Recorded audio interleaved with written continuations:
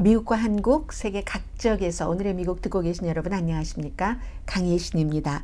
네, 오늘은 조금 저로서는 흥미있는, 인터레스팅한 그런 오래된 그 기자의 좀 깊이 있게 본 기사를 소개를 해드리겠습니다. 뉴 리퍼블릭이라는 잡지가 있습니다. 1914년부터 만들어졌었으니까 1914년이 언제입니까? 그때부터 그래서 이 뉴 리퍼블릭이라는 잡지는 미국 진보의 아이콘이라고 할 수 있는 그런 그 잡지입니다.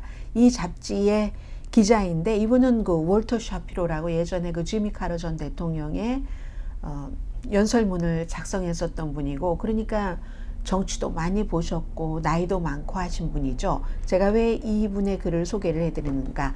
글 제목 자체가 바이든이 승리할 5가지 길.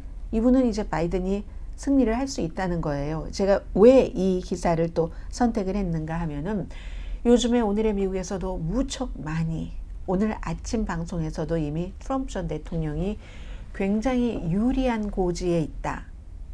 그리고 여론조사를 하는 것마다 뭐 뉴욕타임즈를 포함해서 뭐 CNN, 월스트리트저널 거의 모든 여론조사에서 격전지에서 바이든 대통령과 붙으면 트럼프 전 대통령이 이긴다 하는 보도를 많이 해드리고 있습니다. 그런데요, 이분은 다른 방향을 제시합니다. 그래서 조금 다른 시각으로 보니까 충분히 그럴 수도 있다는 것을 일반인들도 알 수 있게 되기 때문에 그래서 제가 이 글을 선택을 했습니다. 바이든이 승리할 5가지 길. 앞에 조금 지금의 분위기를 얘기를 하시고요. 그리고 1, 2, 3, 4, 5.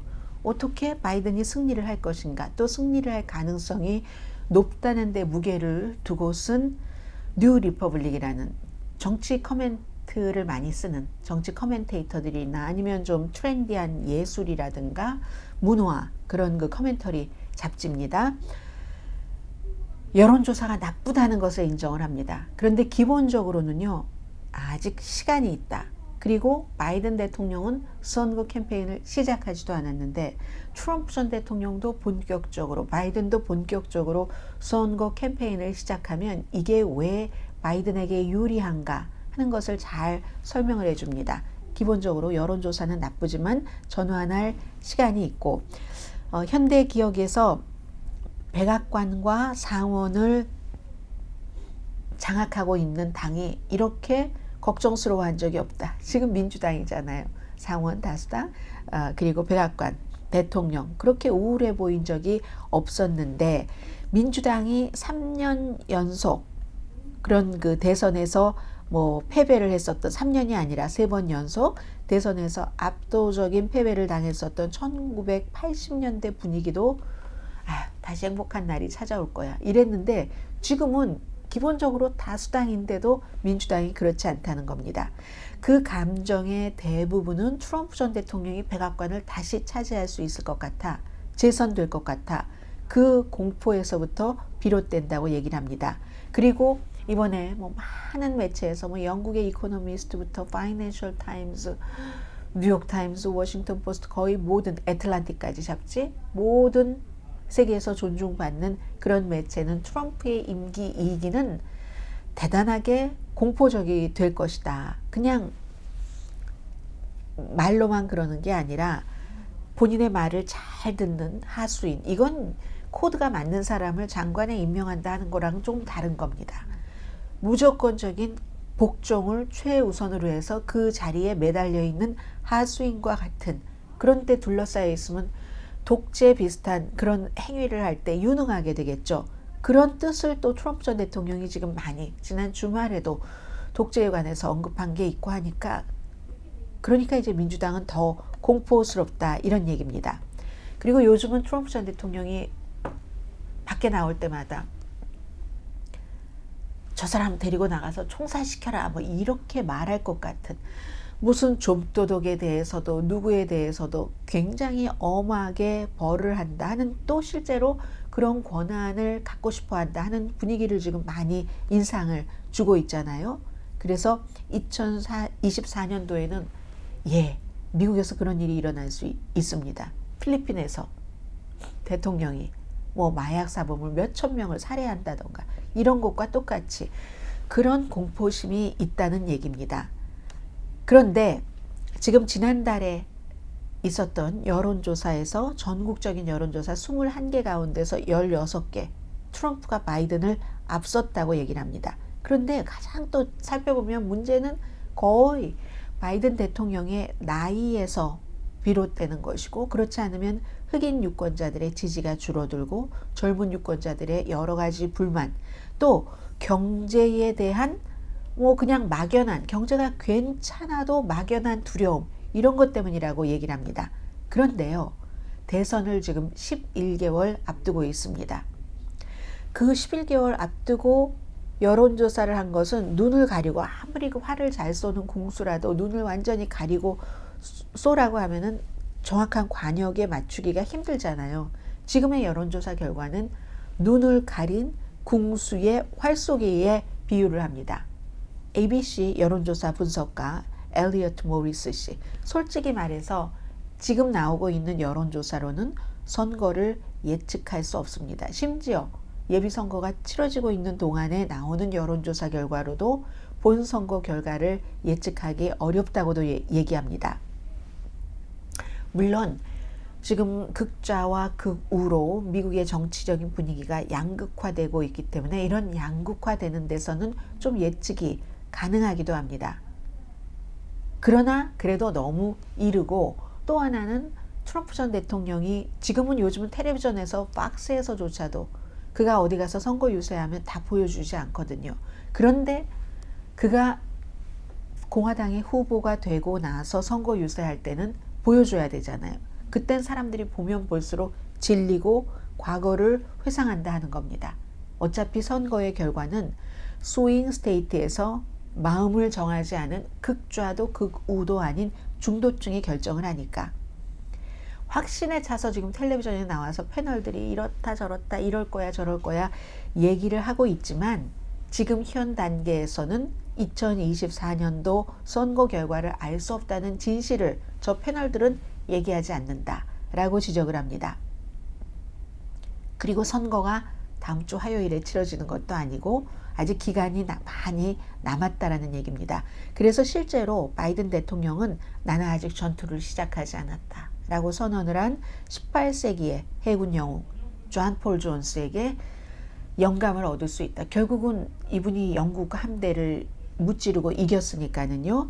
그래서 이제 그 여러 가지 얘기를 하고 있는데, 바이든 대통령이 재선된다 하는 그런 설득력 있는 주장을 만들어내는 건 쉽다고 얘기를 합니다. 트럼프 전 대통령과 싸운다면.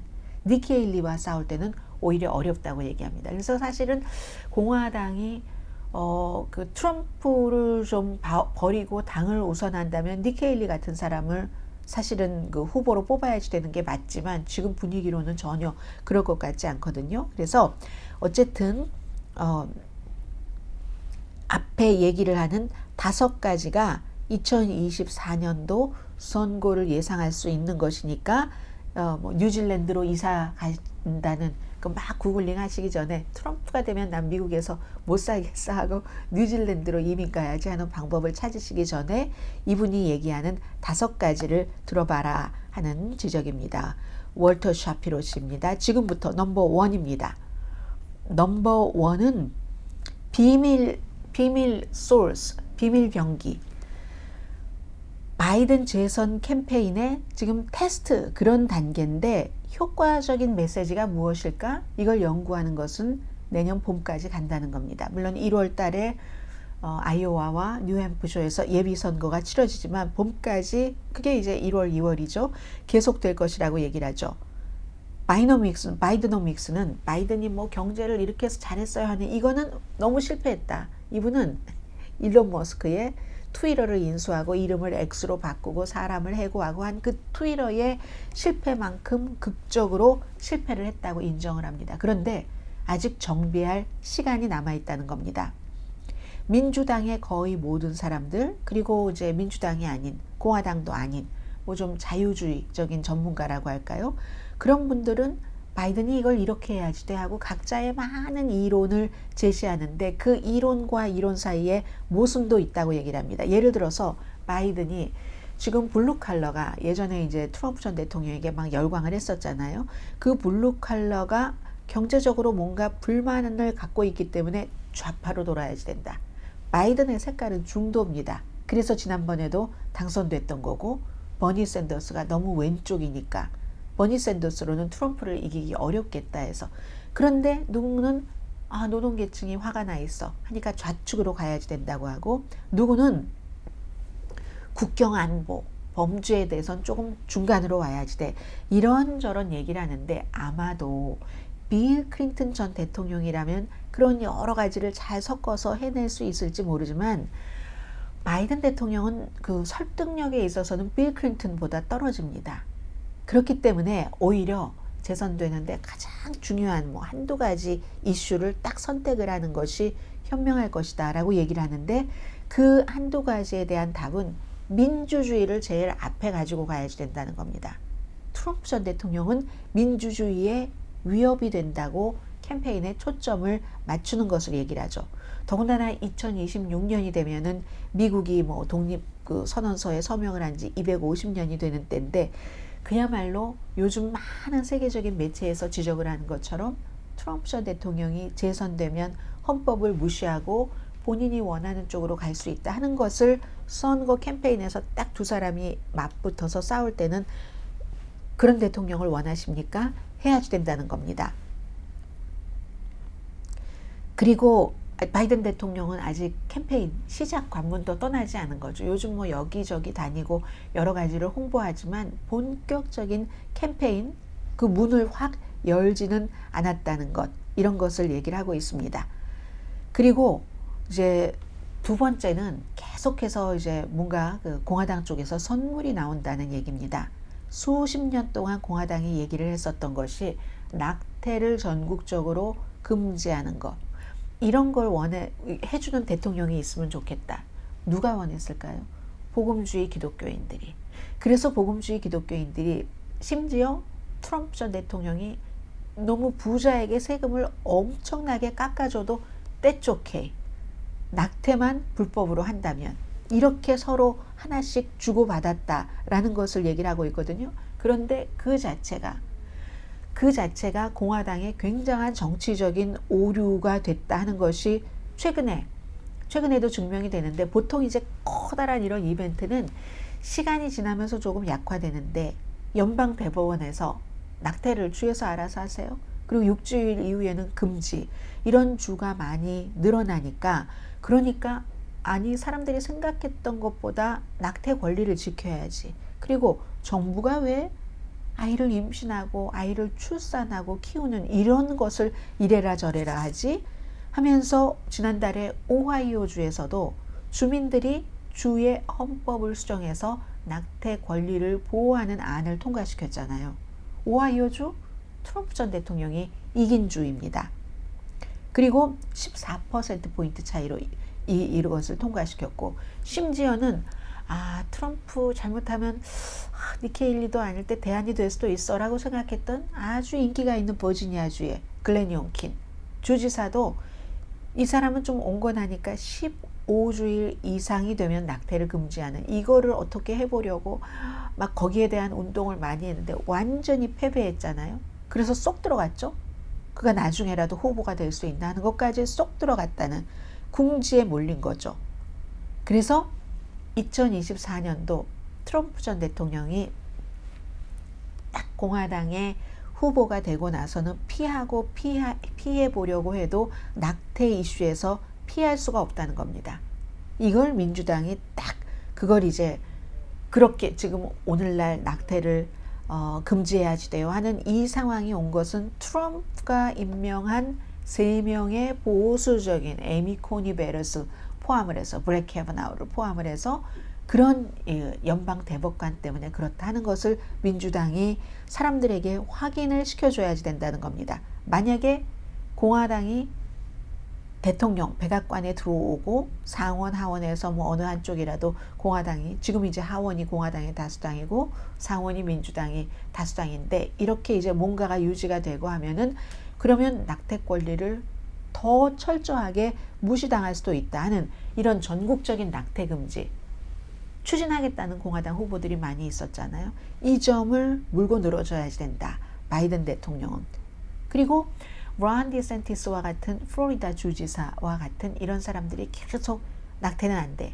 임신 6주일 이후에 낙태 안 돼. 플로리다가 그렇게 했고요.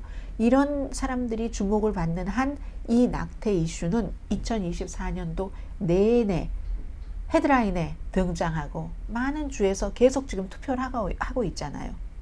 이건 우리의 권리야. 정부의 권리가 아니라 이런 것이요. 그리고 몇 번째입니까? 두 번째, 세 번째죠. 세 번째는 판결.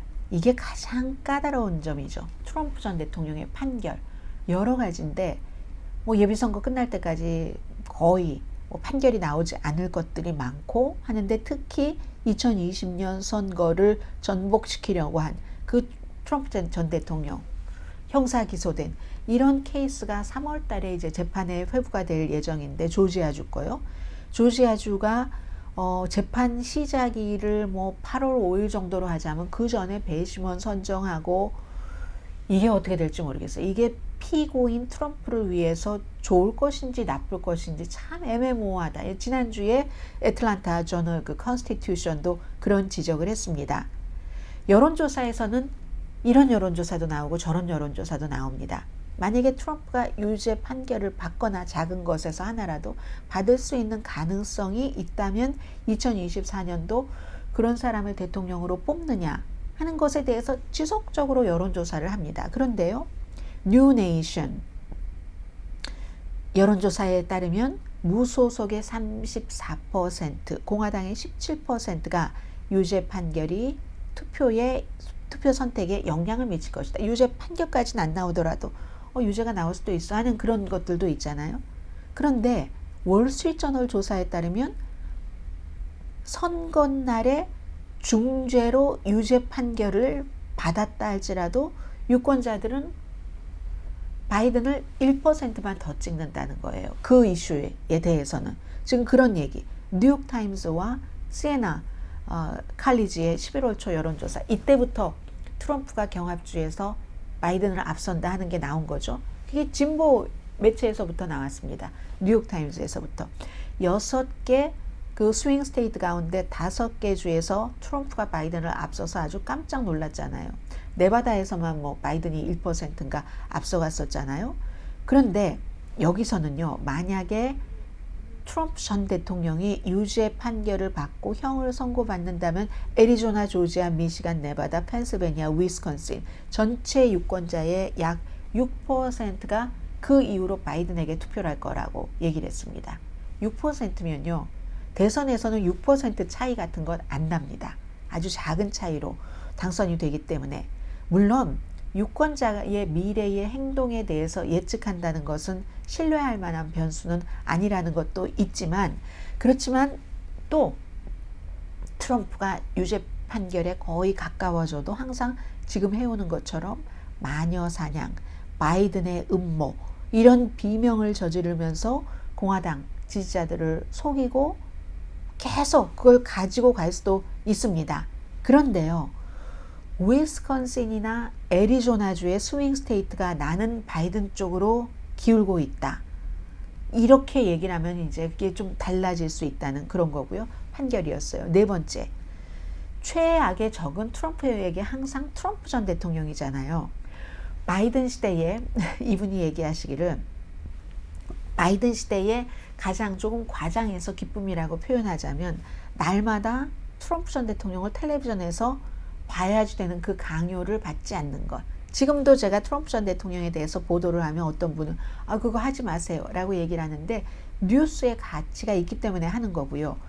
그 대통령이 안 되고 나서는 그런 걸 조금 덜 했는데, 그런데 더 이상 케이블에서도 말씀드린 것처럼 이 박스도 좀 트럼프를 좀 멀리 하려고 하고 하는 게 있습니다. 그런데 요즘은 예전과 달리 이름을 부르면 틀리고 뭐 장소를 말해도 다르고 철자도 틀리고 뭐 이런 나올 때는 그렇게 되고, 그리고 소셜 미디어에 쓰면은 뭔가 철자도 틀리고 막 이런 그런 글, 이거는 본인의 소셜 미디어 트루스 소셜에 한정이 돼서 많이 못 봤는데, 그리고 또 토론회에도 안 나왔잖아요. 그런데 그래서 지금으로서는 좀 섀도우한 캠페인을 한다고도 볼 수 있는데, 그렇기 때문에 트럼프 시대가 좋았어. 그때는 말이야 인플레이션이 지금 같지 않았거든. 경제가 훨씬 좋았어. 이런 아련한 뭔가 좋은 것 같은 것을 심어줄 수 있는데, 아주 그 당시에 국민들 막 싸우게 하고 증오심을 퍼뜨리고 한 건 다 잊어버린 겁니다. 텔레비전에 잘 안 나타나니까. 그런데 트럼프 전 대통령이 2017년 버지니아주 샤롯츠빌에서 백인 우월주의자 집회, 거기서 백인 우월주의자 시위를 한 사람들, 좋은 사람이 있다. 아주 양쪽에다 백인 우월주의에 반대하는 시위를 한 사람이나 백인 우월주의 시위를 하는 집단에 똑같이라고 했습니다. 똑같이 훌륭한 사람들이 있다. 이렇게 주장을 했잖아요. 코비드와 싸우는 법으로는 뭐 하이드록시 클로로킨은 물론이고 브리치, 클로락스 마시면 된다고도 얘기를 했었잖아요. 그리고 그런 것들이 이제 나중에 다시 생각이 나고 생각을 일깨우겠죠. 바이든이 본격적으로 트럼프와 같이 싸우게 된다면. 물론 지금 공화당이 많이 도와주고 있기 때문에 1월 6일 의사당 폭동 사건은 관광객이었다 하는 이런 이건 조작이죠. 그런 것들을 많이 하고 있습니다. 많이 애국적인 애국자들의 의사당 투어였다라고 지금까지는 계속 이렇게 막 만들어서 하고 있는데, 트럼프가 공화당의 후보가 되는 순간부터 모든 게 바뀐다. 이분의 지적입니다.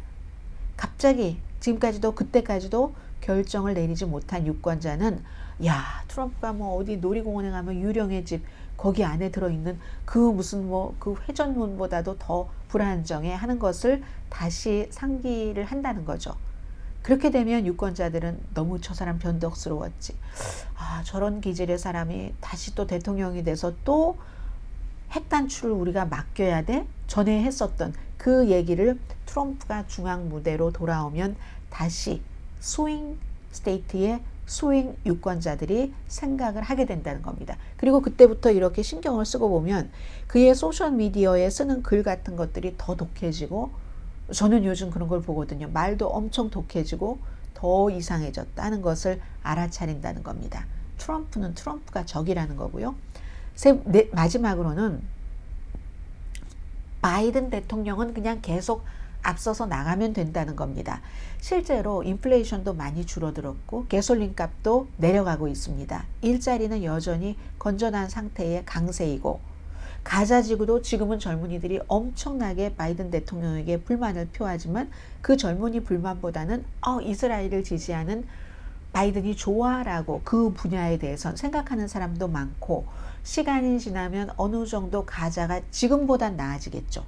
팔레스타인 주민들이 이제 그런 것들, 그러면 젊은 유권자들이 바이든을 너무 싫어했던 것을 조금 그걸 이제 누그러뜨릴 수 있고, 또 연방 대법원에서 이거 치워버려라 했어도 학자금 대출 그 빚을 좀 줄이는 것과 같은 뭐 계획 같은 것을 내놔서 젊은이들이 마음이 조금 요즘 보드라워지고는 있습니다. 그리하여 바이든의 지지율이 2024년도에 천천히 증가해서, 물론 20세기 대통령들이 받았던 그 정도의 지지율을 받지 못하겠지만 천천히 증가해서 한 45% 정도 되면 재선된다는 얘기를 하고 있습니다. 10월 말이 됐는데도 여전히 트럼프가 앞서간다 하면은 그건 좀 위험 신호일 수도 있는데, 그렇다 할지라도 그때도 바이든이 거의 모든 스윙 스테이트에서 아슬아슬한 차이로 승리할 것이다. 이분이 이제 뭐 이렇게 예상을 하는 것 자체도 누가 뭐 정확하게 그렇다 저렇다 지금으로서는 확신과 확인을 할 수는 없지만, 지금 월터 샤피로라는 그분은 뉴 리퍼블릭에 이렇게 쓰고 있습니다. 그래서 10월 달까지 말씀을 드렸었고요.